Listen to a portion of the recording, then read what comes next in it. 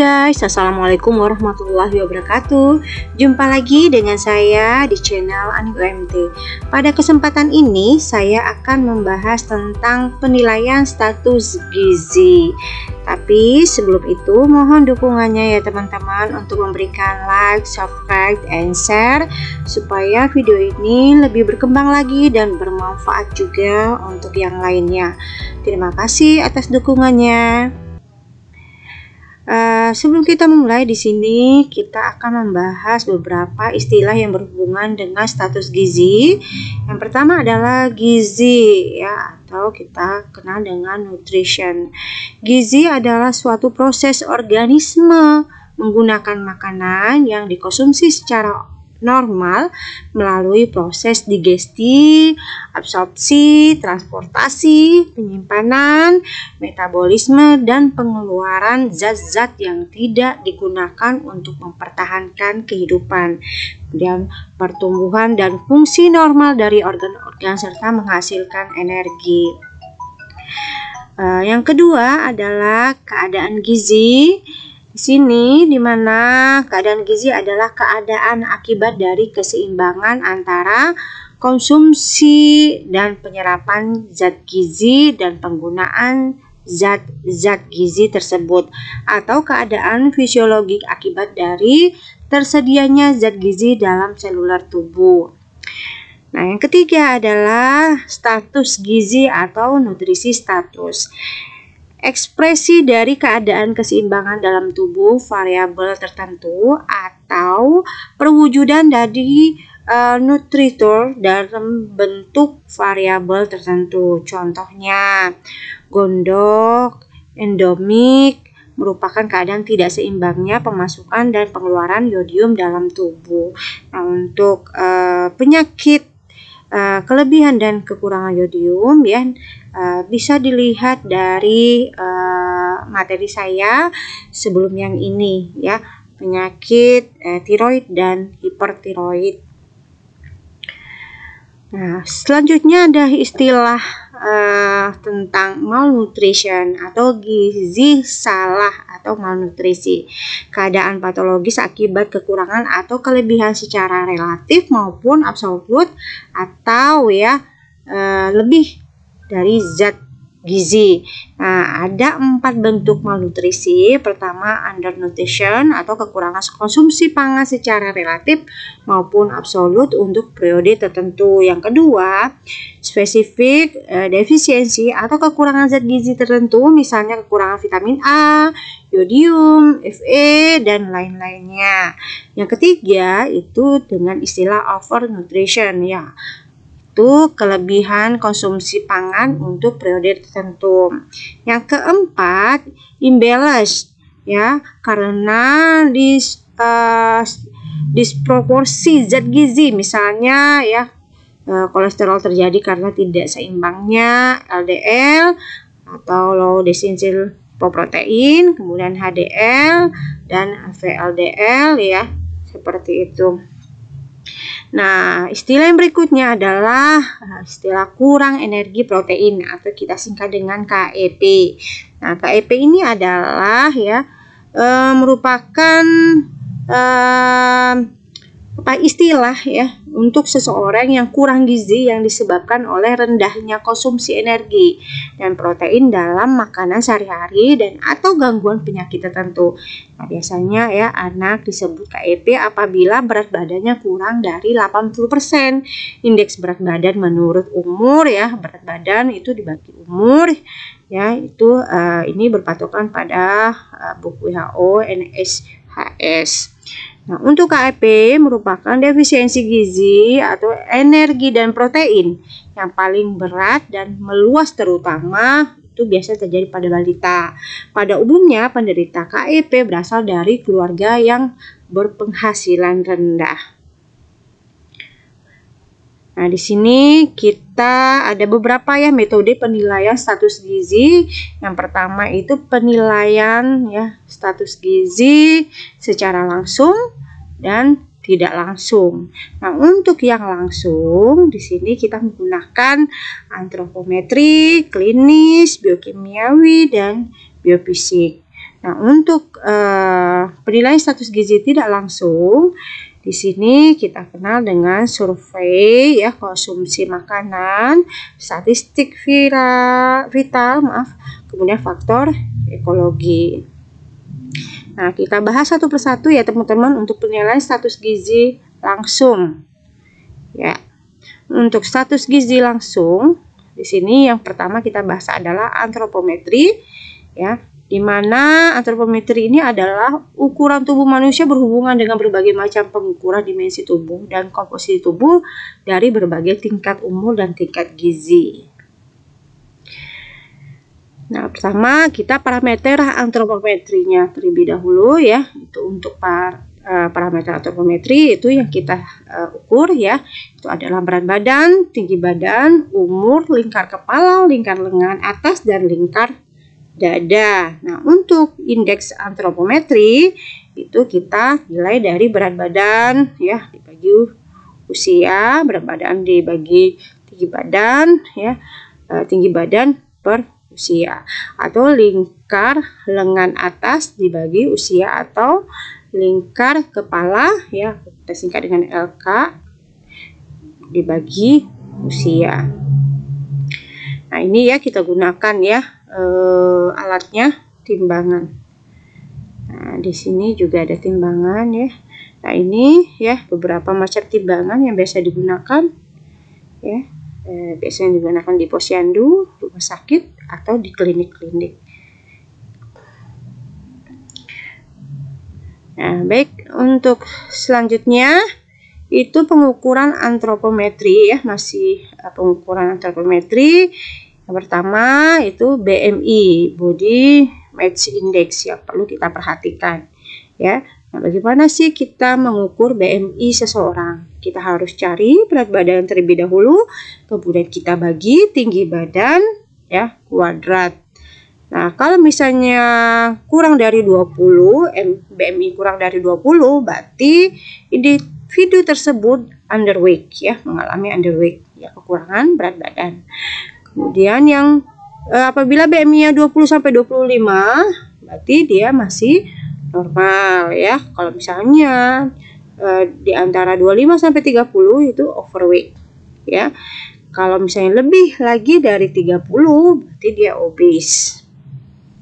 Nah, untuk berat badan relatif ya, untuk pengukuran antropometri itu ada BMI sama yang relatif ya. Untuk relatif biasanya kita hanya menggunakan tinggi badan dalam sentimeter ya, dikurang 100, kemudian tutup kurung dikurang 10% ya. Untuk mencari relatif ya, kurang dari dan lebih darinya, kalau misalnya kita pengen cari kurang dari, tinggal kita kurang ya 10% hasil dari tinggi badan dikurang 100. Kalau misalnya kita mau yang lebihnya ya, antaranya berarti kita tambah 10%. Nah, untuk selanjutnya ya, ini ya masih menggunakan ya timbangan yang sering digunakan di posyandu untuk anak-anak ya. Seperti ini alatnya. Kemudian untuk pengukuran panjang atau tinggi badan ya. Nah, ini yang biasa digunakan ya. Nah, ini yang biasa teman-teman lihat di laboratorium kita. Nah, untuk mengukur tinggi badan itu dilihat dari mata, tumit ya, pada kaki ya, tumit kaki sampai kepala ya, untuk menilai tinggi badan. Nah, ini ya apabila kita ingin mengukur tinggi badan anak ya, ini untuk laki-laki dan untuk perempuan ya, 2 tahun hingga 20 tahun.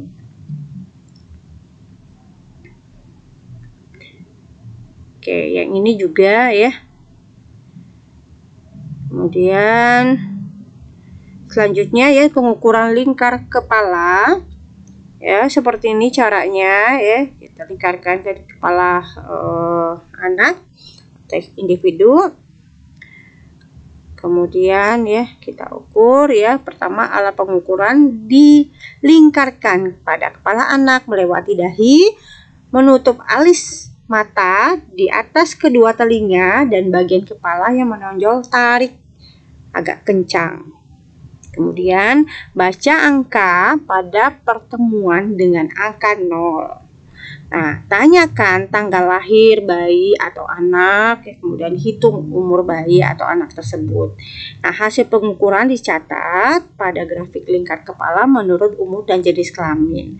Nah, kemudian buat garis yang menghubungkan antara ukuran yang lalu dengan yang sekarang. Jadi harus ada perkembangannya, apakah mengecil atau membesar ya. Nah, untuk kalaupun misalnya membesar ya, ada standarnya ya. Kalau misalnya membesar dengan tidak normal, biasa bisa dicurigai terjadi hidrosepalus. Nah, ini grafik lingkaran kepala untuk perempuan, ini grafik lingkar kepala untuk laki-laki ya. Ini pertumbuhan laki-laki normal. Nah, ini perempuan normal maksudnya ya, salah, ini yang laki-laki normal.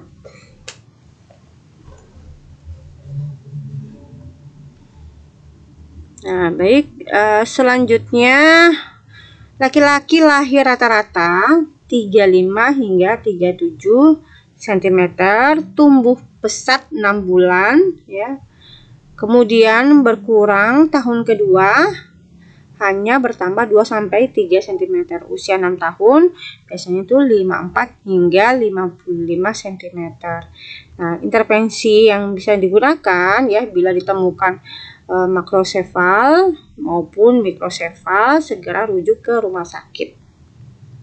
Nah, ini pengukuran lingkar dada selanjutnya ya. Nah, ini yang tadi lingkar kepala ya, teman-teman, yang sedikit dirasa. Sekarang kita lingkar dada. Kita menggunakan yang ini ya, lingkar dada. Nah, untuk 0,5 bulan ya, nih kita gunakan ya lingkar dada ya, lebih dari 1 ya. Kemudian lebih dari 6 bulan itu kurang dari 1. Nah, untuk lingkar lengan atas, gambaran jaringan otot dan lemak bawah kulit. Kemudian berlaku untuk usia 1 sampai 5 tahun, gambaran status gizi masa kini. Kemudian alat digunakan itu biasanya pita, seluloid, film, kertas delaminated. Nah, caranya itu dilingkarkan ya, hampir sama dengan mengukur lingkar kepala, dilingkarkan di lengan. Ini kan di lengan ya. Di tengah lengan kiri atas, tangan lurus ke bawah, tergantung bebas. Nah, seperti ini ya gambarannya ya, teman-teman. Nah, untuk pengukuran lingkar lengan atas, LLA, lingkar lengan atas mencerminkan tumbuh kembang jaringan lemak dan otot saat lahir 11 cm, 1 tahun 16 cm, selanjutnya tidak banyak berubah ya selama 1-3 tahun. Pengukuran sama dengan posisi pada waktu mengukur lingkar kepala ya, dari samping dengan lengan kiri menggantung bebas di sampingnya. Ya, batas pengukuran adalah pertengahan antara akromion dan olecranon pada lengan dibengkokkan 90 derajat ya. Seperti ini ya, dibengkokkan sedikit ya. Tangan juntai ke bawah ya, bengkokkan sedikit. Oke, untuk selanjutnya adalah batas lingkaran lengan. Nah, di sini lingkar lengan atas ya, itu kurang dari 12 cm dikatakan gizi buruk ya. Di antara 12 sampai 13,5 cm itu gizi kurang. Apabila lebih dari 13 cm itu normal. Nah, untuk pengukuran skin fold ya, istilah dengan skin fold. Nah, caranya seperti ini teman-teman ya, pada lengan juga ya. Nah, ini ada alatnya kita gunakan, jadi ditarik ya, ditarik kulitnya kemudian diukur ya. Ini tebal lipat kulit untuk menilai tebalnya lemak seputan menggunakan Harpended skin fold ya, kaliper namanya. Nah, ini dilakukan pada daerah tricep, bicep, ya, subcapula dan daerah panggul. Nah, ini ya, ini lokasi subcapula skin fold. Ini lokasi for Supaliki skin food. Ya.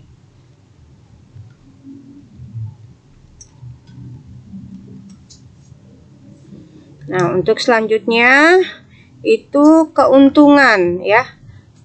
Nah, di sini kita bahas keuntungan dan kerugiannya. Untuk keuntungan, objektif dapat digunakan dalam pemantauan pertumbuhan, screening, dan surveillance. Dapat dilaksanakan dengan sumber daya minimum sebagai dasar intervensi dan rehabilitasi. Nah, kekurangannya, kesalahan pengukuran, masalah presentasi data, dan pemeliharaan referensi. Ini standar ya. Ukuran yang digunakan itu berat badan, tinggi badan, panjang badan ya, tinggi badan atau panjang badan ya, lingkar lengan atas ya, TLBK, RLPP. Nah, di sini kita ingat tadi ya teman-teman, ada metode penilaian status gizi itu langsung dan tidak langsung. Sekarang kita bahas ya yang skinnya ya. Nah, penting penilaian status gizi masyarakat didasarkan perubahan-perubahan yang terjadi ya, ini berhubungan ketidakcukupan asupan zat gizi. Dapat dilihat pada jaringan epitel, supervision, epitelet, tisu, kemudian kulit, mata, rambut, dan mukosa oral, atau pada organ-organ yang dekat dengan permukaan tubuh seperti kelenjar tiroid. Nah, ini ya contohnya ya penyakit kwashiorkor dan marmos. Weight for leg ini sama dengan busung lapar ya teman-teman ya. Ini kwashiorkor, ini marmos. Ya. Nah, selanjutnya keuntungannya dapat diterapkan pada populasi yang besar dan waktu terbatas. Nah, tidak memerlukan alat yang canggih, dengan training ya, supervisi dan pedoman praktis yang kurang pengalaman dapat menentukan tanda-tanda klinis. Nah, untuk kekurangannya, tanda klinis tidak spesifik, overlapping ya, bisa terjadi overlapping. Nah, tanda klinik tidak hanya gizi tetapi banyak faktor, bias of the observer ya, kaitannya dengan training bukan medis, bias of the observer. Nah, kaitannya dengan cara pelaporan yang belum standarisasi. Nah, balik ke metode penilaian status gizi ya, yang langsung dan tidak langsung. Nah, ini masuk yang biokimia, defisiensi, pemeriksa spesimen laboratoris pada jaringan tubuh atau berkaitan dengan laboratorium, misalnya darah, urin, tinja, dan juga beberapa jaringan tubuh seperti hati dan otot. Nah, penggunaannya dapat menentukan keadaan malnutrisi, dapat membuktikan pemeriksaan TK subklinis ya sebagai pemeriksaan pelengkap. Nah, ini contohnya ya. Ini kalau kita mengambil darah atau spesimen ya, bagi sampel pemeriksaan laboratorium ya. Kemudian di sini juga ada keuntungan dapat mendeteksi awal defisiensi gizi, mendeteksi defisiensi zat gizi seperti objektif. Sementara yang kekurangannya itu lebih mahal ya, jelas ya teman-teman, perlu waktu, masalah interpretasi hasil. Nah, untuk selanjutnya itu kita bahas tentang biofisik ya. Nah, untuk biofisik definisinya itu merupakan metode melihat kemampuan ya pasien khususnya jaringan dan melihat perubahan struktur dari jaringan tersebut. Nah, penggunanya yaitu penggunaan pengukuran kemampuan fungsi jaringan biologis ya, kemudian pemeriksaan perubahan struktural jaringan. Nah, contohnya pemeriksaan koordinasi otot ya, pemeriksaan kemampuan fisik, pemeriksaan adaptasi gelap ya. Nah, ini seperti ini contohnya ya. Nah, selanjutnya itu penilaian status gizi tidak langsung. Di sini ya survei konsumsi yang secara tidak langsung. Maksudnya itu merupakan metode melihat jumlah dan jenis zat gizi yang dikonsumsi. Nah, biasanya kalau kita melakukan pengkajian ya, kita lihat porsinya habis tidak, berapa sendok yang dihabiskan ya, seperti itu kalau penerapannya di asuhan keperawatan. Pengertiannya di sini kita bahas lagi tentang statistik fistal ya. Nah, di sini pengertiannya adalah menganalisis data statistik kesehatan seperti angka kematian berdasarkan umur, angka kesakitan dan kematian akibat penyebab tertentu, dan data lainnya yang berhubungan dengan gizi. Biasanya kita lihat dari penelitian atau survei-survei yang telah dilakukan oleh peneliti sebelumnya. Kemudian faktor ekologi, ya, benua malnutrisi merupakan masalah ekologis sebagai hasil interaksi beberapa faktor fisik, ya, biologis dan lingkungan budaya. Nah, selanjutnya adalah faktor-faktor yang dipertimbangkan dalam memilih dan menggunakan metode. Di sini pertama kita harus melihat tujuannya, ingin melihat fisik seseorang, metodenya antropometri. Nah, kalau misalnya unit sampel yang akan diukur, ya, nah, berbagai jenis unit sampel mempengaruhi penggunaan metode. Kemudian jenis unit sampel yang diukur individual, rumah tangga atau keluarga, dan kelompok rawan gizi. Kemudian unit sampel adalah kelompok atau masyarakat yang rawan gizi secara keseluruhan.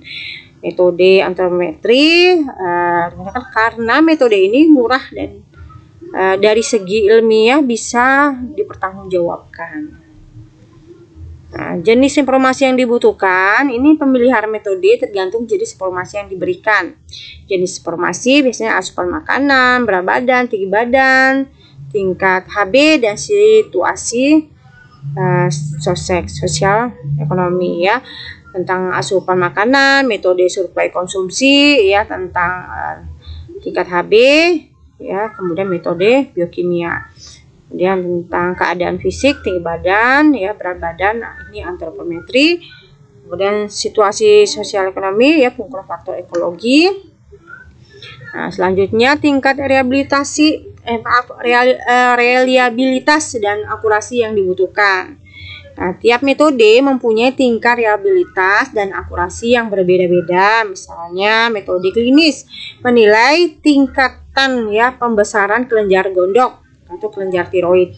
Ini sangat subjektif, ya, teman-teman. Penilaian ini membutuhkan tenaga medis dan paramedis yang terlatih dan mempunyai pengalaman cukup di bidangnya untuk menilai apakah kelenjar tiroidnya membesar atau kecil. Nah, ini berbeda, ya, penilaian secara biokimia, ya, untuk reliabilitas dan akurasi yang sangat tinggi. Oleh karena jika ada biaya, tenaga, dan sarana, maka penilaian status gizi dengan biokimia sangat dianjurkan. Nah, yang berikutnya adalah tersedianya fasilitas dan peralatan. Di sini berbagai jenis fasilitas dan peralatan dibutuhkan dalam penilaian status gizi.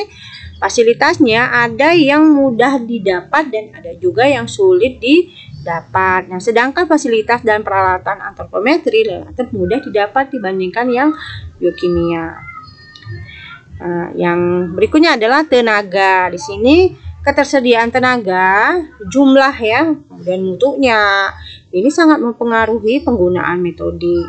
Nah, jenis tenaga biasanya kita gunakan itu adalah dokter, ahli kimia, dan tenaga lain, ya, ahli di bidangnya. Nah, kemudian biokimia. Nah, untuk biokimia ini tenaga ahli kimia atau analisis kimia, ya, tidak bisa dilakukan oleh perawat.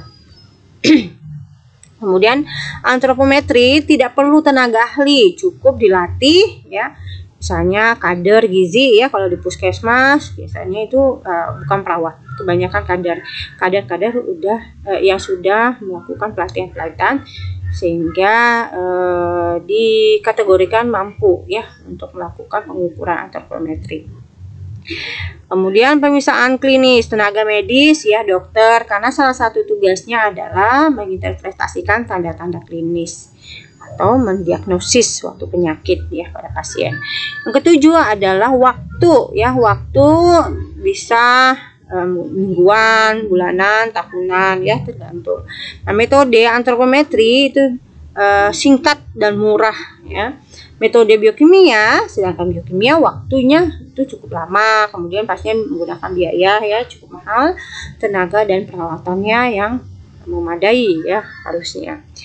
Nah, yang ke-8, ya, adalah metode biokimia relatif mahal dibandingkan dengan metode lainnya, ya. Jelas sekali, ya. di sini. Kemudian penggunaan metode di sini disesuaikan dengan tujuan yang ingin dicapai dalam penilaian status gizi. Nah, selanjutnya itu pre dan post test ya. Silakan teman-teman kerjakan tugasnya. Yang pertama adalah merangkum ya materi kita dengan tulis tangan di buku teman-teman masing-masing. Jangan lupa sebelumnya ya ditulis nama dulu ya di pojok atas bukunya, supaya ketika kita memfoto ya namanya sudah ada. Dan jangan lupa ya berikan keterangan pada filenya ya teman-teman ketika mengirim tugas ya, untuk penugasan pertemuan keberapa. Nah, ini rangkuman dan ini ya pre dan post atau kuis ya. Silakan dikerjakan tulis tangan ya, dijadikan boleh difoto ya, atau dijadikan PDF atau dokumen, jadikan satu file pengiriman. Jadi satu mahasiswa hanya diperbolehkan untuk mengirim satu file saja ya teman-teman ya. Mungkin itu saja yang dapat saya sampaikan. Lebih dan kurangnya saya mohon maaf ya. Kita akhiri pertemuan kita kali ini dengan membaca hamdalah alhamdulillahirabbil alamin. Terima kasih teman-teman, jangan lupa like, subscribe, and share ya, supaya video ini lebih berkembang lagi dan bermanfaat juga untuk yang lainnya. Atas perhatiannya, saya akhiri. Wassalamualaikum warahmatullahi wabarakatuh.